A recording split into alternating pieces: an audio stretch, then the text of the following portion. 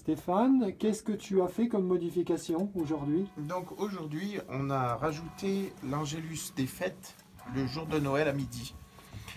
Comme on a instauré un Angélus de fête pour toutes les fêtes religieuses à midi. Donc on avait commencé à Pâques, on a fait le 15 août. Et là du coup, je viens de rajouter Noël puisqu'on est à 6 jours de Noël. Et petit à petit, on rajoute les fêtes. Et on va rajouter aussi la Saint-Claude quand elle sera déterminée, le jour où ils font la fête de la Saint-Claude, puisque c'est la fête du village. Et voilà, donc petit à petit, comme ça sur l'année, après toutes les fêtes se répéteront et ça sera automatique. Mais tu fais progressivement. Je fais progressivement parce que les fêtes religieuses qu'on connaît, il n'y a pas de problème. Mais c'est vrai que toutes ces fêtes de village qui des fois bougent un peu, on s'adapte. Et puis on rajoute petit à petit, on fait les modifications au fur et à mesure. Puis après, on sera rodé. Qu'est-ce que ça va sonner de particulier à Noël alors? Le jour de Noël, à midi, il y aura un Angélus avec toutes les cloches. Voilà. L'Angélus festif qu'on avait créé pour Pâques. Et qu'on a un petit peu amélioré et qu'on reproduit et qu'on adaptera quand on aura la volée de la 3e cloche. Là, ça sera très très bien parce qu'on pourra avoir la volée des 3 cloches en même temps. Là, on vient d'entendre la répétition, c'est ça? De midi, oui. Et là, on va avoir l'Angélus alors? On va avoir l'Angélus qui a tous les jours pour le moment. Donc à midi 5, c'est l'Angélus qu'on a confectionné avec Jean-Christophe Keck. Donc on aura les 3 x 3 coups pour qu'il rythme donc la prière de l'Angélus avec les 3 Ave. Et la volée qui est remplacée pour le moment par le carillon de Jean-Christophe, le carillon joyeux. Voilà. En attente? En attente d'avoir électrifié la 3e cloche, bien sûr.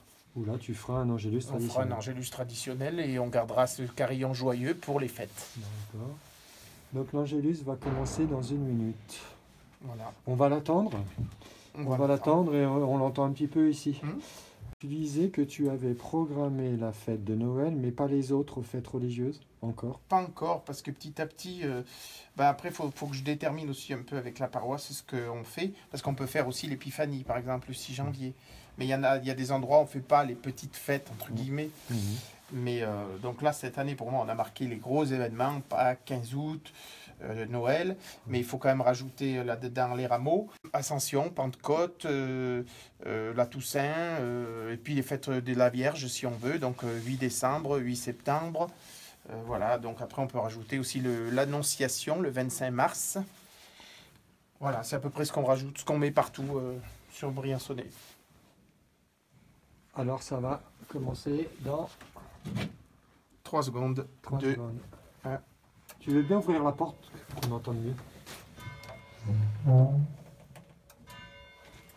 Ça se passe là-haut.